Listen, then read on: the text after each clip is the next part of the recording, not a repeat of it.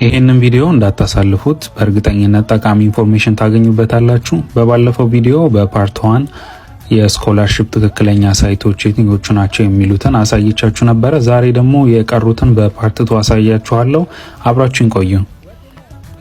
የመጀመሪያ የምናየው ኦፖርቹኒቲስ ኮርነር ሲሆን በቀላሉ ጉግል ላይ opportunitiescorner.com ብላችሁ በመጻፍ የምታዩትን የሚመስል ዌብ ፔጅ ይመጣላችኋል። እዚህ ዌብ ፔጅ ላይ የምታገኙት የተለያዩ ኮንፈረንሶችን፣ ስኮላርሺፖች፣ ኢንተርንሺፖች፣ ኤክስቼንጅ ፕሮግራሞችን በሀገራት በተለያዩ ሀገራት ከፋፍሎ እንደምታዩት ሊስት ያደርግላችኋል።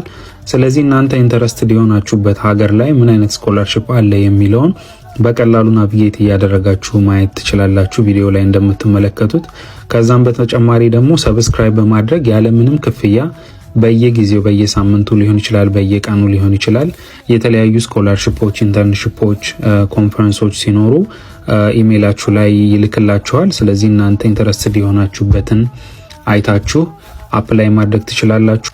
ሁለተኛ የምናየው ደግሞ ለስደተኞች ወይም ደግሞ ለሬፊጂ የሚዘጋጀው በዩኤንኤችሲአር የሚዘጋጀው የስኮላርሺፕ ፕሮግራም ሲሆን ይሄኛው ደግሞ በየትኛውም ሀገር ላይ የሚገኙ ስደተኞች አፕላይ አድርገው ነጻ የትምህርት እድል ማግኘት የሚችሉበት ዌብሳይት ነው። ስለዚህ በመላው ዓለም ያለ ሰው እንደየሚኖርበት ሀገር እና እንደሚፈልገው ዲፓርትመንት እየመረጠ አፕላይ ማድረግ ይችላል። የሬፊጂ ስታተስ ላላቸው ማለት ነው። ይሄኛው ስፔሻል የሆነ ሪኳየርመንት ይኖረዋል። ገብታችሁ ቼክ ማድረግ ትችላላችሁ። ዲቴይል የሆነ ኢንፎርሜሽኑን በእርግጠኝነት ይጠቅማችኋል። ስደተኛ ወይም ሬፊጂ ስታተስ ላይ ያላችሁ ሰዎች ይህንን ቼክ ብታደርጉት ሪኮመንድ አደርጋለሁኝ። ምክንያቱም ስፔሲፊካሊ በዩኤንኤችሲአር ለስደተኞች ተብሎ የተዘጋጀ ፕሮግራም ስለሆነ ለሬፊጂ ስታተስ ላላቸው ስደተኞች ይጠቅማል ማለት ነው።